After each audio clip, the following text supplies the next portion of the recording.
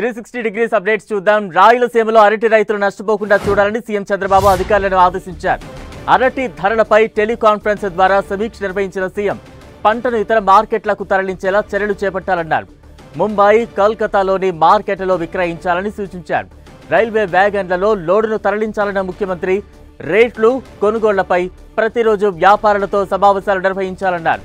ప్రస్తుతం రాయలసీమలో 40,000 హెక్టార్లలో అరటి ఉత్పత్తి అవుతోందని సీఎం చంద్రబాబుకు అధికారులు వివరించారు.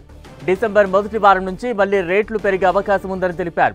అయితే అప్పటి వరకు అరటి రైతులు నష్టపోకుండా తక్షణమే చర్యలు చేపట్టాలన్నారు సీఎం చంద్రబాబు. మరోవైపు పత్తి, మొక్కజొన్న కొనుగోళ్లపైన ఆరా తీశారు. రైతులకు ఎలాంటి ఇబ్బందులు తలెత్తినా సహించేది లేదన్నారు.